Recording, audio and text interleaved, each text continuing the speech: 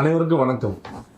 அண்ணாமலை அவர்கள், முன்னாள் பாஜகவினுடைய மாநில தலைவர் இருக்கக்கூடிய அண்ணாமலை அவர்கள் டெல்லியில கொடுத்த ராஜினாமா கடிதத்துடைய சாராம்சம் என்ன? அந்த ராஜினாமா கடிதத்தை ஏத்துக்கிட்டாங்களா? அமித்ஷா பாத்தீங்கன்னா அவர்கிட்ட என்ன பேசினாரு? அது மட்டும் இல்லாம வானதி சீனிவாசன் பாத்தீங்கன்னா வர சொல்லியிருக்காங்களே ஏன்? நயினார் நாகேந்திரன் வர சொல்லியிருக்காங்களே ஏன்? என்ன விஷயம் நடக்குது டெல்லியில அப்படின்றத நமக்கு ரொம்ப வேண்டப்பட்ட டெல்லியில் இருக்கிற பாஜக நிர்வாகிகள் கொடுத்த தகவல் அடிப்படையில் தான் நம்ம இன்னைக்கு பேச போறோம். அதாவது அண்ணாமலை அவர்கள் முன்னாள் ஐபிஎஸ் அதிகாரியாகவும் முன்னாள் மாநில பாஜகனுடைய தலைவராக இருக்கக்கூடிய அண்ணாமலை அவர்கள் தனிக்கட்சி ஆரம்பிக்க போறாருன்றது ஏதோ இன்னைக்கு நேற்று கடந்த ஒரு 4-5 நாட்கள் நடந்த விஷயமா இது சொல்லப்படலை. இது கிட்டத்தட்ட எலெக்ஷனுக்கு முன்னாடி, தேர்தலுக்கு முன்னாடியே அவர் தனிக்கட்சி ஆரம்பிக்க போறாப்புல, அவருக்கான ரெகக்னேஷன் கொடுக்கல, பாஜக அவர் விரும்பல அப்படின்ற மாதிரி தகவல் அடிப்படையிலையும் அவர் கட்சி ஆரம்பிக்க போறாருன்ற மாதிரி அதிகமான தகவல் பகிரப்பட்டது. ஆனா அந்த டயத்துல இல்ல என்னுடைய விசுவாசமானது, என்னுடைய நிலைப்பாடானது பிஜேபியோட தான் அப்படின்னு சொல்லி தான் அவர் அதுல பயணம் பண்ணாப்புல. பியூஷ் கோயலும் நீங்க கண்டிப்பா இந்த கட்சியில தான் இருக்கணும், நீங்க தேர்தலில் பிரச்சாரத்துல நீங்க ரொம்ப ஈடுபடணும், வேட்பாளர்களுக்கு பார்த்தா உற்சாகப்படுத்தணும், பிஜேபி இளைஞர்கள் உற்சாகப்படுத்தணும்னு சொல்லி அவர் கொடுத்த டாஸ்கையும் அவர் சிறப்பாக செஞ்சாப்புல. ஆனால் அவர் அதுக்கு முன்னாடியே ஒரு கண்டிஷனோட தான் இருந்திருக்காப்புல. என்ன சொல்லியிருக்காருன்னா, இந்த பிஜேபி தேர்தல் சந்திக்கிறது, 2026 தேர்தலை சந்திக்கிறது, அதிமுகவுடைய கூட்டணியோட சந்திக்கிறது, இந்த கூட்டணி என்டிஏ கூட்டணி தலைவராக எடப்பாடி பழனிசாமி அவர்கள் தலைமையில இந்த தேர்தலை சந்திக்கிறோம். ஆனா இந்த தேர்தலானது, இந்த கூட்டணியானது பொருந்தா கூட்டணியாக தான் இருக்க போகுது. இதனால பிஜேபிக்கு எந்த பலனும் தரப்போறது கிடையாது. அது மட்டும் இல்லாம இதனை பயன்படுத்தி அதிமுக வேணா ஒரு 40-50 சீட்டு ஜெயிக்குமே தவிர பிஜேபி ஜெயிப்பது சாத்தியமே இல்லை அப்படின்ற தகவலை தான் இவர் முன்னாடியே பிஜேபி தலைமைக்கு கொடுத்துருக்காப்புல. அவங்களும் ஓகே நம்ம பார்க்கலாம், இல்ல எங்களுக்கு இன்னொரு தகவல் கொடுத்துருக்காங்க, அது எல் முருகன் பிளஸ் நயினார் நாகேந்திரன் உள்ளிட்ட அனைத்து தலைவர் வானதி சீனிவாசன்ல இருந்து, தமிழிசை சவுந்தரராஜன்ல இருந்து, கேடி ராகவன்ல இருந்து, ஆடிட்டர் குருமூர்த்தில இருந்து எல்லாரும் எங்களுக்கு ஒரு தகவல் கொடுத்துருக்காங்க. இந்த கூட்டணியானது ஒரு பொருந்தக்கூடிய கூட்டணி, இந்த கூட்டணி நிச்சயமாக வெற்றி கூட்டணியா இருக்க போகுன்னு சொல்லியிருக்காங்க. சென்ற முறை பாஜக எம்எல்ஏடைய எண்ணிக்கையோட இந்த வாட்டி இரட்டை இலக்கத்துல தான் சட்டமன்றத்தில் இருக்குன்னு சொல்லியிருக்காங்க. நம்ம அதை பார்ப்போம்னு சொல்லி அந்த டயத்துல அண்ணாமலை அவர்களை சமாதானப்படுத்தி தான் அமித்ஷா அவர்கள் அனுப்பிச்சிருக்காப்புல. அது மட்டும் இல்லாம மோடி பார்த்தீங்கன்னா பிக்கஸ்ட் ஃபேன் யாருக்குன்னா அண்ணாமலை அவர்களுக்கு. அவர் அந்த தகவல் தான் சொல்லி அனுப்பிச்சிருக்காப்புல. இப்படி போயிட்டு இருக்க நேரத்துல தான் என்ன ஆகுதுன்னா, எலெக்ஷன் ரிசல்ட் வருது. எலெக்ஷன் ரிசல்ட் வந்த உடனடியாக டெல்லி தலைமையும் அதை உணர்ந்து நம்ம ஒரு பொருந்தா கூட்டணியில் போய் இருந்துட்டோம். அது மட்டும் இல்லாமல் நமக்கு உண்டான அந்த ஓட்டிங் பர்சன்டேஜும் குறைஞ்சிருச்சு.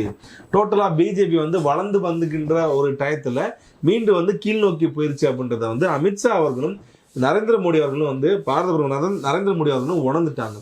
உணர்ந்த டயத்தில் கூட இங்க இருக்கவங்க எல்லாரும் சேர்ந்து, அதாவது நயினார் நாகேந்திரன், தமிழிசை சவுந்தரராஜிலிருந்து, ஆடிட்டர் குருமூர்த்திலிருந்து எல்லாருமே இல்ல அண்ணாமலையோட தவறு தான் காரணம்னு சொல்லி, அவர் இந்த கூட்டணியோட தலைவரும் கிடையாது, பிஜேபியோட மாநில தலைவரும் கிடையாது, தேர்தலில் பாத்தீங்கன்னா அவர் முன்னிலைப்படுத்தவும் இல்லை. அப்படி இருக்கிறப்ப அவரை பிளேம் பண்ணி இவங்க திருப்பி ரிப்போர்ட் கொடுக்குறாங்க. இல்ல இவர் மறைமுகமா ஆர்டர் கொடுத்துருக்காப்புல, மறைமுகமா பிஜேபியோட இளைஞர்கள் வாக்காளர்கிட்ட பாத்தீங்கன்னா இல்ல நீங்க போடாதீங்க, அப்பதான் நான் திருப்பி மாநில தலைவராக முடியும் அப்படின்ற மாதிரிலாம் ஒரு சிறுமைப்படுத்தும் விதமா கொடுத்துருக்காங்க. அப்படியே இவங்க கொடுத்த ரிப்போர்ட் படியே சொல்லியிருந்தாலும் அப்ப அண்ணாமலை அவர்களுடைய பேச்சை கேட்பதற்கு இங்க 90% பாஜக உறுதியா இருக்காங்கன்றதுதானே யதார்த்தமான உண்மை. அப்படின்ற மாதிரி தான் டெல்லி தலைமை பாத்தீங்கன்னா யோசிச்சுட்டு இருக்காங்க. இப்படி யோசிச்சுட்டு இருக்க டயத்துல தான் நயினார் நாகேந்திரன் அவர்கள் மாற்றப்படுவாரு அப்படின்னு தான் டெல்லியில இருக்க நம்ம பாஜக நிர்வாகிகள் நிறைய பேர் தகவல் சொன்னாங்க.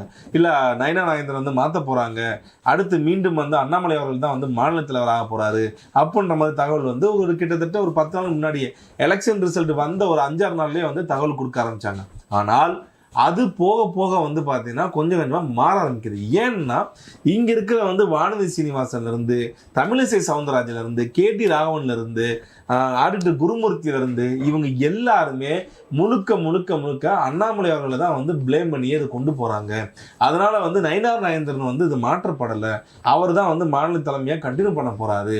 அப்ப அண்ணாமலைக்கு உண்டான அவருடைய இடம் என்ன ஆகுது? இல்ல அவருக்கு ஒரு மத்திய இணையமைச்சர் பதவி கொடுத்து அவர் ஒரு தேசிய லெவலில் கொண்டு போறாங்க, தேசிய அரசியல் கொண்டு வர போறாங்க அப்படின்ற மாதிரி தான் சொல்லிக்கிட்டு இருந்தாங்க. ஆனா அதை முன்னாள் மாநில தலைவர் இருக்கக்கூடிய அண்ணாமலை அவர்கள் வந்து ஏற்புடையதாக வந்து அதை வைத்துக் கொள்ளவில்லை.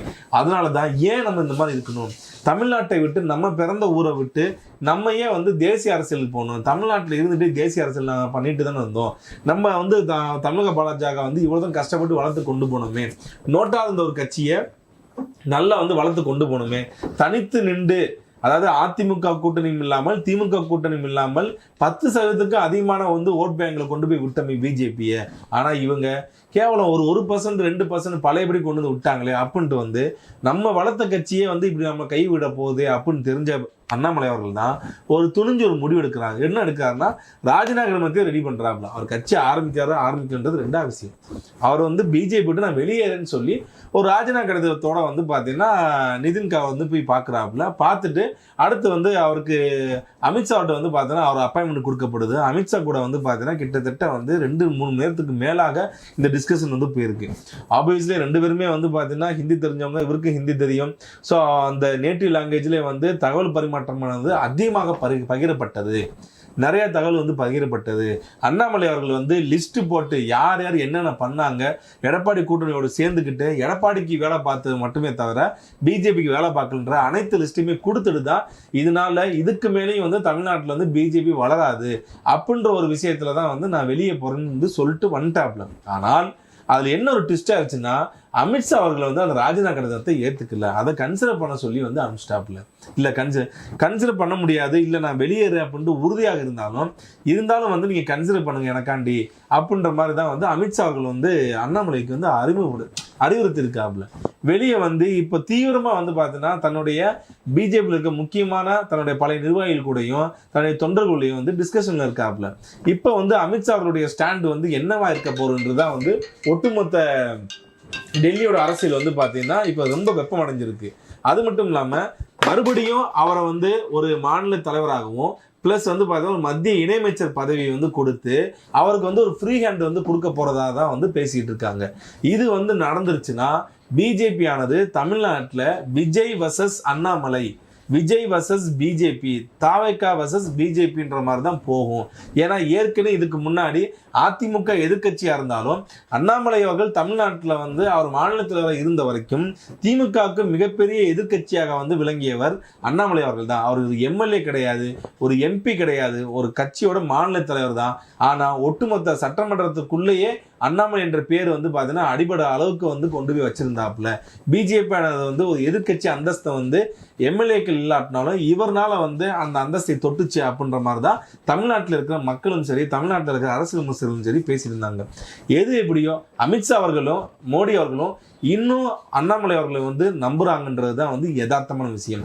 அந்த நம்பிக்கையானது அவருக்கு இந்த கட்சியின் மீதான நம்பிக்கையும் தலைமையின் மீதான நம்பிக்கையும் அவருக்கு வந்து இழக்க காரணம் இங்க இருக்கிற வந்து பாஜகவுடைய நிர்வாகிகள் இருக்கக்கூடிய நயனா நாகேந்திரன், வானதி சீனிவாசன், கேடி ராகவன், ஆல்டர் குருமூர்த்தி போன்ற ஆட்கள்னாலதான் அவர் இந்த நம்பிக்கை இழந்து அவர் தனிக்கட்சி ஆரம்பிக்கிற சூழ்நிலைக்கு அவர் தள்ளப்படுறாப்புல. எது எப்படியோ இன்னும் ஒரு நாளைக்கோ நாளை மறுநாளோ நிச்சயமாக வந்து தனிக்கட்சியா இல்ல பிஜேபியோட மாநில தலைமைன்றது வந்து உறுதியாகிவிடும் என்பதுதான் யதார்த்தமான விஷயம். நன்றி, வணக்கம்.